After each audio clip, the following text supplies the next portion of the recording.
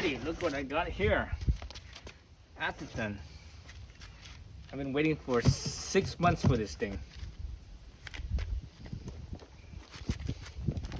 There was some back and forth, a lot of back and forth.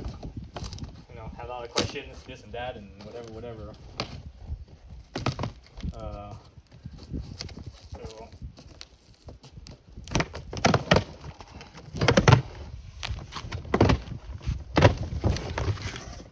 So it took a while, you know, because there's, you know, a list of folks getting their bikes being made.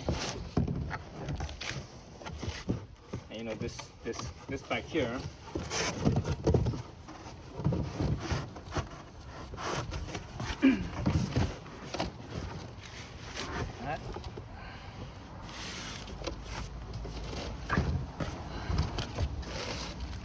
this bike here was as you will see in a minute. So it's packaged really well. It's packaged really well. Let's look at the packaging real fast down in here. Obviously, I moved some stuff out of the way, but so it's packaged real well.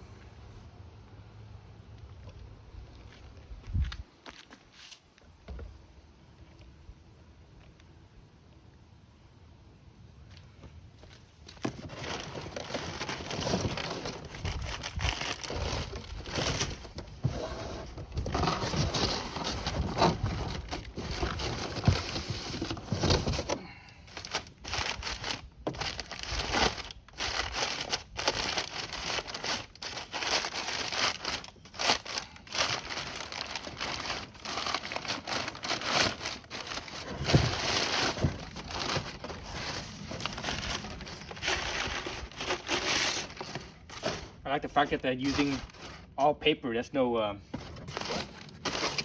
plastic bags. There's no styrofoam. You know, none of that stuff. It's all, you know, it's all paper. It's all cardboard.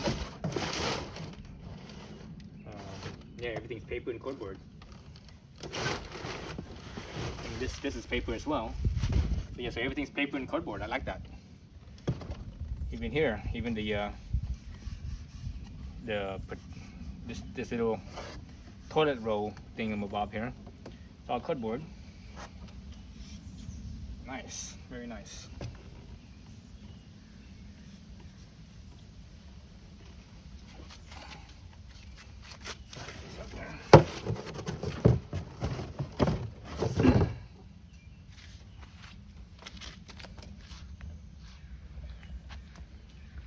Let's look at it. There we go. Wow, this tube is, holy shit. This tube is big. I didn't expect it to be so big. I can't even get my hands around it. Look at that. The top tube I could get my hands around, but down tube, nope. So, there was two options at the time that I ordered this. It was either the Float X or the Super Deluxe. Which one was it? The Super Deluxe Ultimate with the two, no, not the two. It's the older version, not the 2023 version. Shock.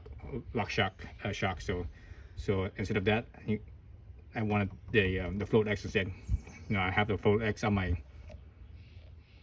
one of my other bikes, and I really like it. It feels really good. So this is also Float X. Okay, it's a trunnion. Is that right? Trunnion or trunnion mount instead of an eyelet up right here. It's down right here. It's a little more compact that way. Carbon fiber tubing, right?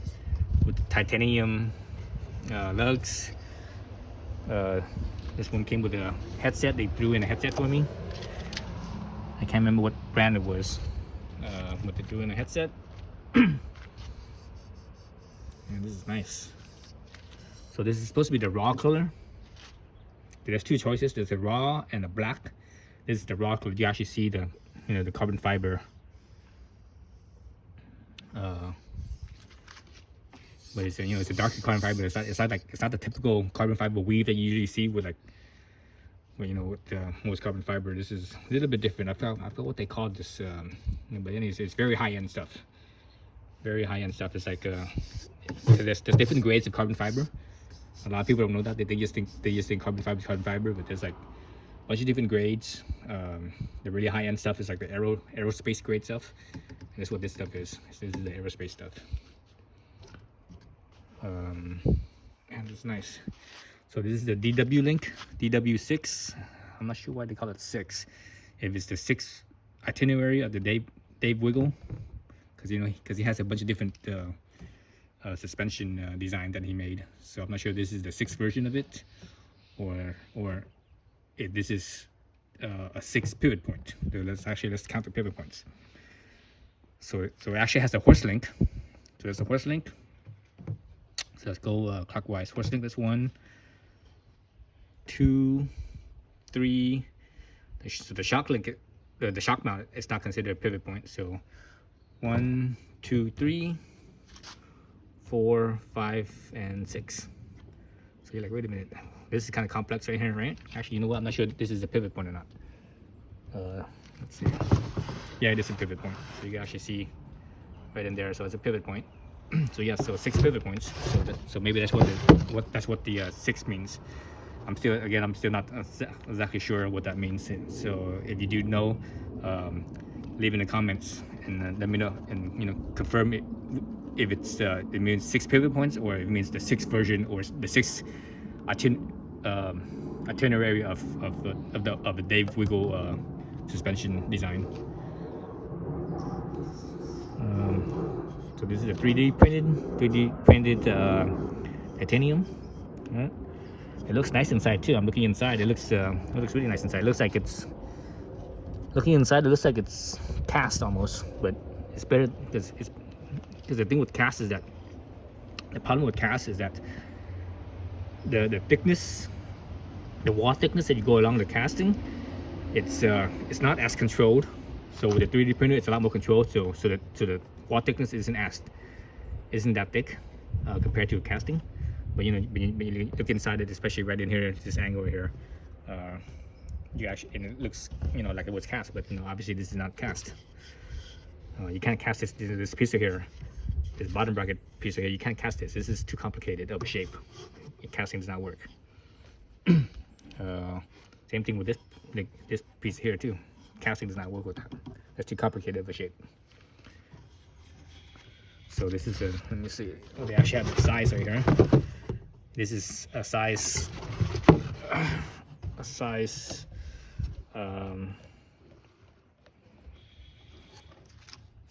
number 8. You see down right there. Number 8. So that's a size 8. Size 8 is a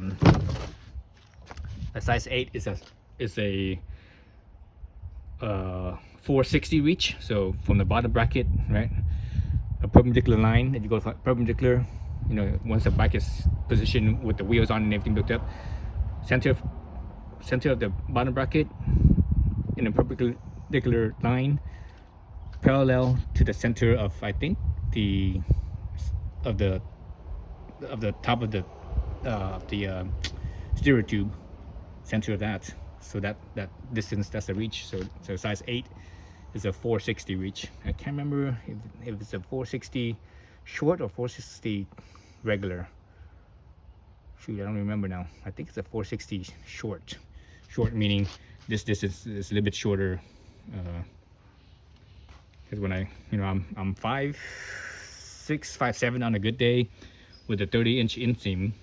So when I did the measurement, Atherton says to go with a size 5. It should be a size.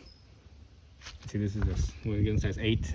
Atherton said to go with, I think, the next one size smaller, size 7, which is a 450 reach in a regular length height. But that reach is a 450, and I've had a bike with a 450, and I also had a bike with a 460 and a 465, and I like that 460, 465 length. I prefer that one. It just feels better, and also I prefer a shorter stem too. Seems like most companies nowadays, they're using a a 40mm stem, and I'm actually I could ride with a 40mm stem just fine. But I think I prefer like a little bit shorter, like a 435 or even a 430 if it's possible, somewhere in that range. Yeah, this is nice. Oh, got to show here. Besides the size, right here, number 8. Other thing I want to you see is right here. So this is the Atherton 130. So this is a trail bike, right? Oh, and it tells you the number. I guess that's like a serial number right here. Let me see, I can see that. This angle here, it's kind of shiny. It's polished, so it's shiny. So 238. So 238 frame that they made. I think that's in that size. I'm not sure if that's 238 means the 238th frame of the 130 or 238th frame of all the Atherton bikes. So I'm not too sure about that. I should email them and ask. Oh, I like this right here. I like the fact that you have the slit for the seat post, because it clamps, right? So it needs to be a slit, so that way it could clamp down. I like the fact that the slit is in the front and not the back. Most bikes the slit's in the back, and when I hate that, because when you're riding, all the dirt and crap gets in there. That's how a lot of it ends up inside the eventually ends up down into the seat tube, and it makes its way down on top of the bottom bracket. So sometimes if it's been a few years and you ride in all weather conditions, mud and rain and all that stuff, you take out the bottom bracket, and inside the bottom bracket, you're like, what the heck? Where's all this dirt coming from? It's coming from that slit mostly. So I like that. That's cool. Man, this is a beautiful bike. So this is again, this is titanium, internally routed. They have, when I ordered this thing, they asked me if I want to use a right-handed front brake or left-handed front brake, and I originally I wasn't sure. Then I decided, because I just got back into mountain biking last April, and so far the 3 mountain bikes that I've had since then, in the last, basically the last year and 1 month now, almost 2 months now actually, just about 2 months, a year and 2 months. Every bike was front brake was left hand and rear brake was right hand. So that's the typical braking setup in America, in North America.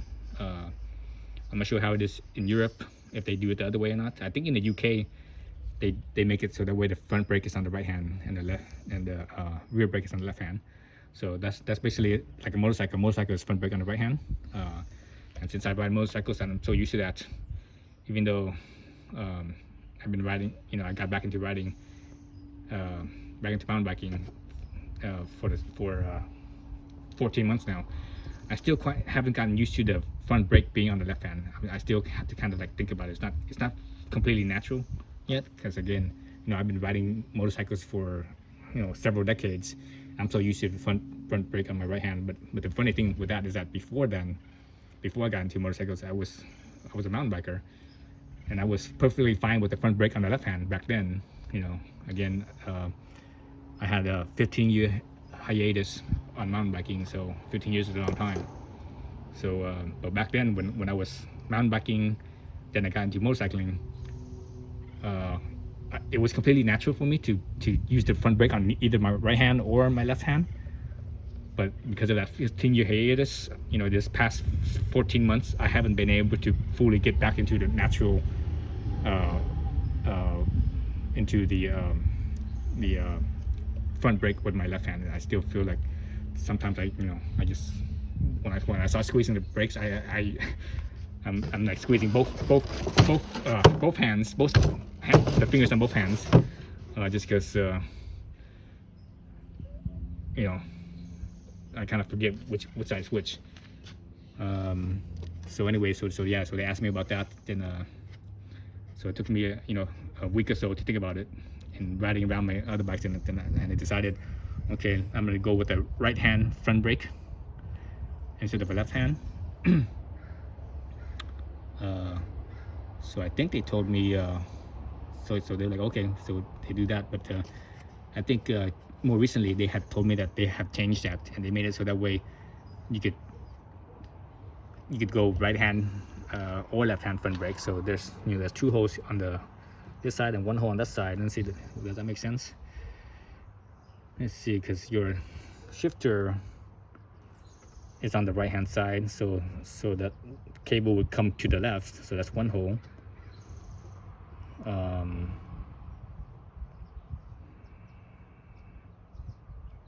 Then the left hand is the rear brake, so we come to the 1 hole on this side.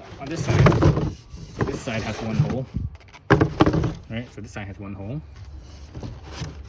That would be for the so on the left side, that would be for the is that right, for the rear brake? Rear brake. Oh, then there's also the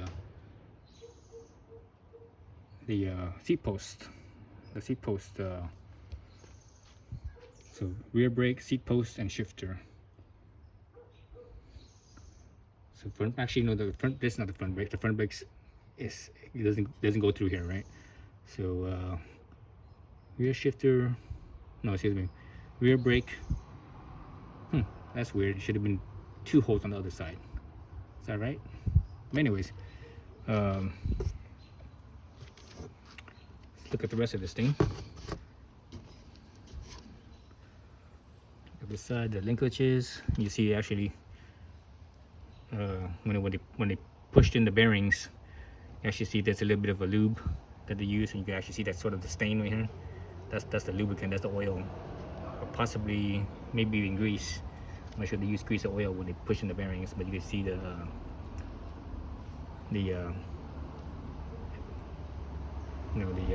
residue from that. Same with right here, you can actually see the residue. I can actually sort of see fingerprints from that as well, from touching the grease and oil. I see someone's fingerprint right here,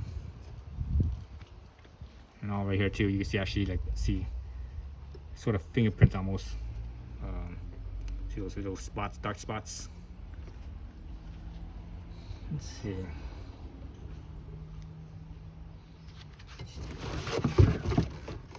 Little water bottle inserts right there.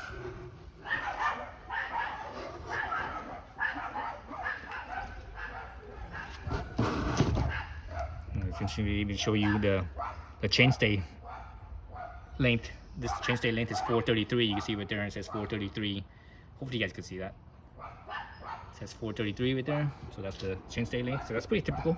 Most bikes nowadays use about anywhere from 430 to 433 or so. It's pretty average. Some bikes they go a little bit longer, like 435, even as much as 440. Well, it actually depends on the size of the bike. The bigger the frame is, the longer the chainstay is usually. So for my size, that's pretty typical. So 433 or so ish, low 40s. Excuse me, 433. So in that low 430-ish number, that's about 17 inches. So that's pretty typical. My privateer is actually my privateer 141, a medium size P2. They call it P2. That length here is 440, and I actually like that. Actually, I think I prefer that over the over a Ford, over a low 430s. But we'll see how this rides. This is a different suspension design. Even though it does have a horse link, there's also all this other stuff going on, especially mainly right here. So this is pretty typical of a lot of bikes too. With horse links or whatever linkage is, they usually have this type of configuration where there's some type of rocker link right here. The shock could be mounted this way, or it could be mounted connecting to the bottom tube or the top tube. Either connected like this or connected up like that. Whatever the case, there's always some type of a rocker arm where there's a pivot point, a fulcrum that rocker arm spins around. Then and it connects to the chainstay and the shock mount. But the main thing where this one is different is right in here. So this way here is actually 2 linkages. See if we can see this on this side a little bit better. Or actually 2 linkages, or is that 1? Let's see. So that's 1 right there. Yeah, so it is two parts. Yeah, so there is 2. So that's 1 linkage right here. So that's between this pivot right here, and there's another pivot right there. So the one that's right here is this one right here. Right. So the axle path, the axle path of that one is right there, and the axle path of this pivot is right here, and this other linkage up here, right in there. And then obviously you can see the axle path on that one. The axle path is right there, and the axle path is right there. So double linkages here. I think a lot of the other Dave Wiggle designs that you see is only one linkage, where it's a little bit longer. It's like, it's like this. And that linkage will kind of rock like that, and the chainstay connects to the pivot that's out right here. So this one's slightly different. This one's a double linkage. I wonder how the axle path goes. Most suspension, the reality is that the rear suspension, the axle path, when the bike compresses, that chain length distance gets shorter. So the axle path basically goes towards the front of the bike.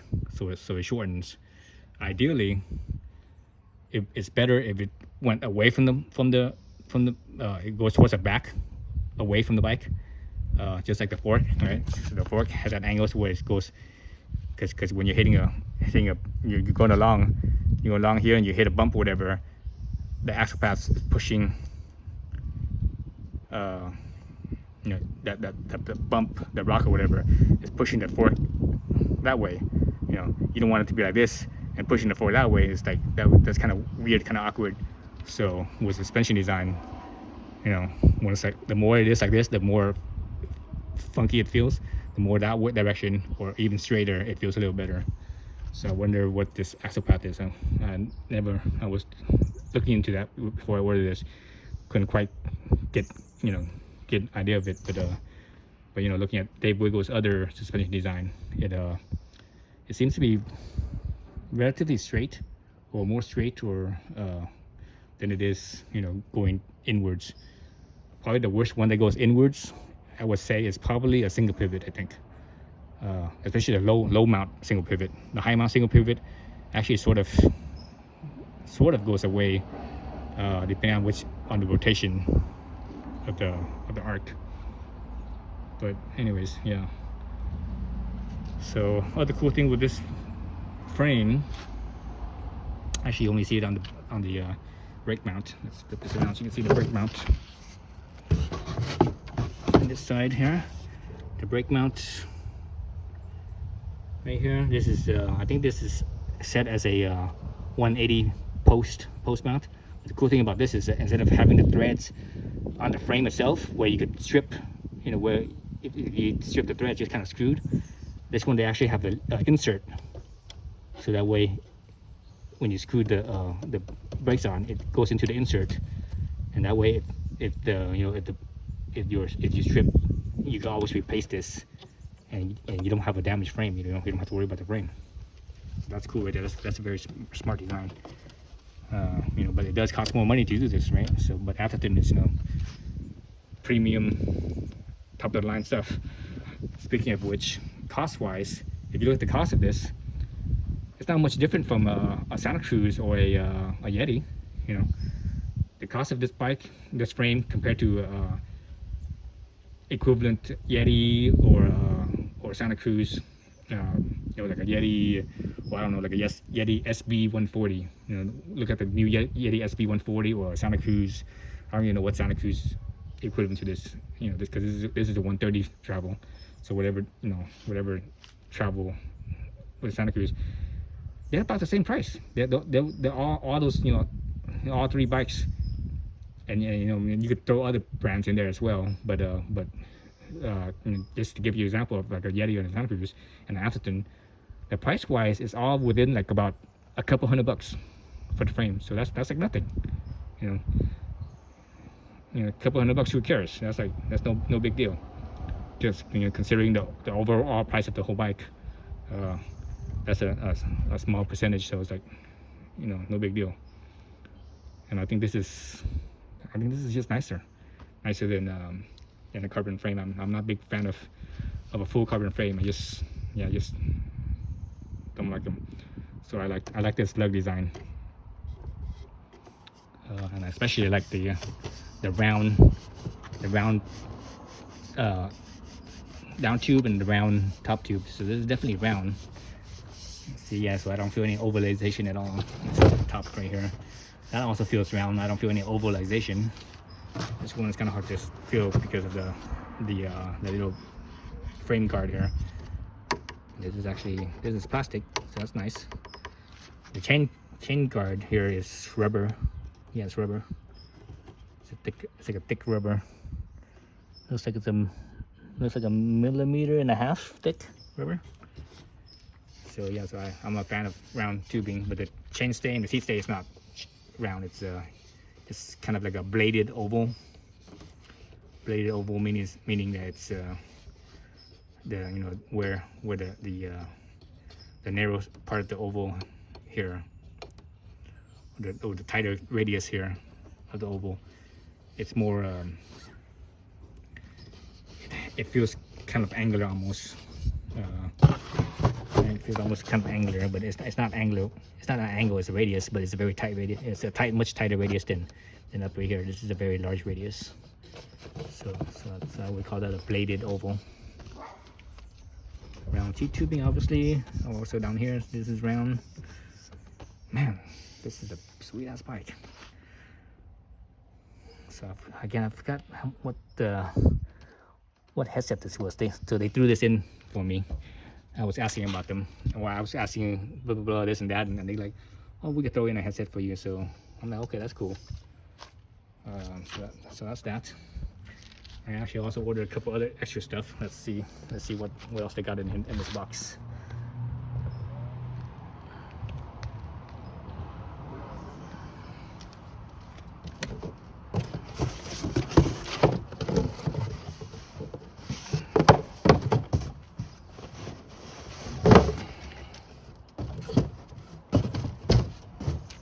So obviously this is the box for the shock, right? So yeah, it's the 20 Floatex, right? Just like the RockShox version, the Super Deluxe Ultimate. Those are the two choices.